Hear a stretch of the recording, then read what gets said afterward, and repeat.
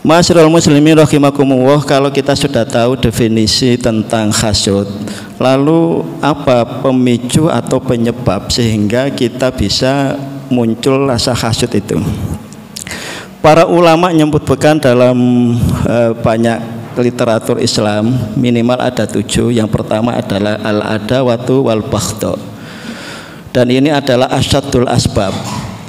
Sebab yang paling banyak sehingga timbul rasa iri, rasa dengki adalah al-baghdha wal adawah. Rasa permusuhan dan kebencian. Kita benci terhadap orang lain, kita memusuhi orang lain. Itu adalah sebab awal yang menjadikan hati kita iri, menjadikan kita tidak rela yang kita musuhi, yang kita benci itu lebih sukses, lebih tenar, lebih mulia dibanding kita. Jadi hati-hati kalau ada muncul rasa permusuhan, rasa kebencian, cepat-cepatlah dipadamkan. Yang kedua adalah penyebabnya at-ta'assus, merasa dirinya lebih mulia, lebih izzah, lebih mempunyai kemuliaan. Jadi hati-hati kalau kita sudah mulai mempunyai harta, mempunyai status sosial, itu mulai dihinggapi bahwa saya lebih mulia dibanding orang lain. Sehingga kalau ada orang lain, ada bintang baru yang muncul, itu akan timbul hasud, akan timbul iri.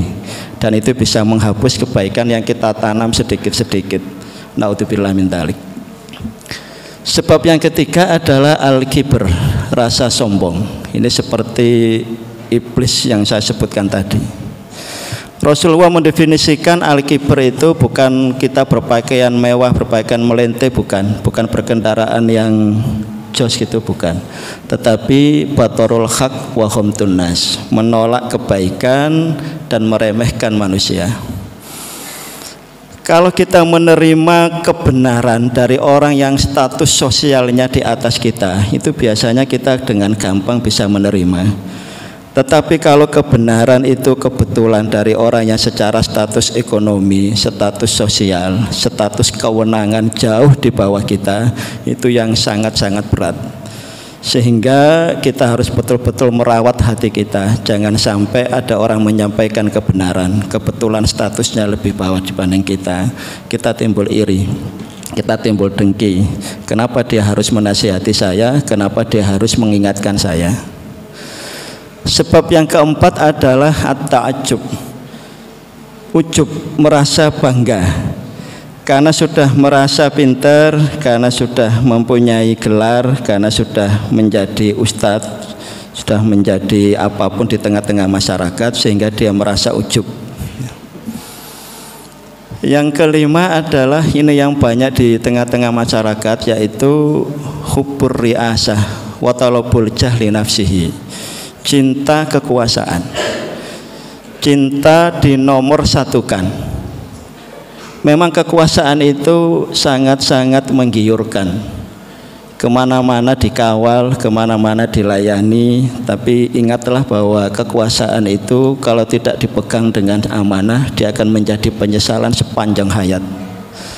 Rasulullah menyebutkan adalah kekuasaan itu an-nadamah, penyesalan yang akan disesali seseorang apabila selama dia memegang tampuk pimpinan, itu akan dimintai pertanggungjawaban. Dan bila memegang amanah itu dia tidak sesuai dengan amanahnya, maka dosanya sangat-sangat luar biasa besarnya.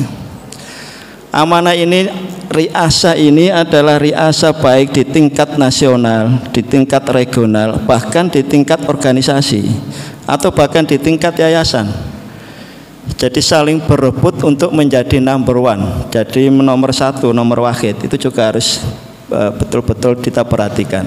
Wa hubbul jahli nafsihi, dan dia mencari biar dia terpandang di masyarakat. Jadi kalau ada orang yang mulai kelihatan lebih wah dibanding dia, lebih mempunyai pengaruh dibanding dia, itu biasanya akan timbul rasa dengki. Dan dengki ini ma'asyiral muslimin biasanya seprofesi. Kalau dokter ya dengkinya sama dokter, kalau ustadz ya dengkinya sama ustadz, kalau pekerja ya sesama pekerja, ASN juga sama-sama ASN. Sehingga kalau ada teman kita yang lebih mencoreng, lebih mencor, lebih kelihatan bintangnya, ya kita doakan agar kita betul-betul dihindari, kita tidak sampai dihinggapi rasa hasud tersebut.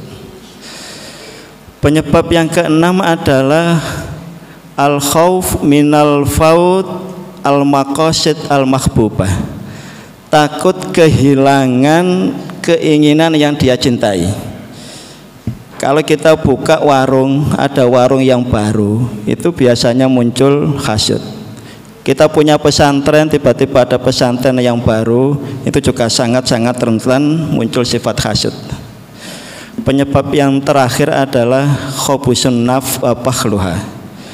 Memang dari awalnya nafsunya, jiwanya memang sudah rusak. Kenapa bisa rusak? Karena dia bakhil. Bakhil ini memang karakter dasar manusia, sehingga kalau ini dituruti, kita tidak akan pernah ada rasa toleransi kepada orang lain.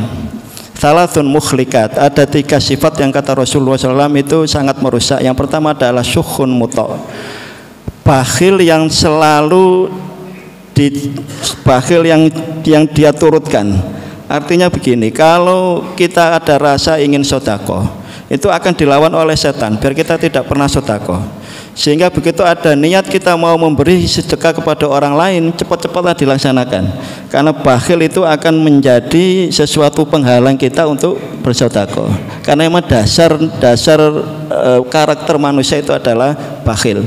Jadi bukan karakter manusia loman, tidak, tapi karakter dasar manusia itu adalah bakhil.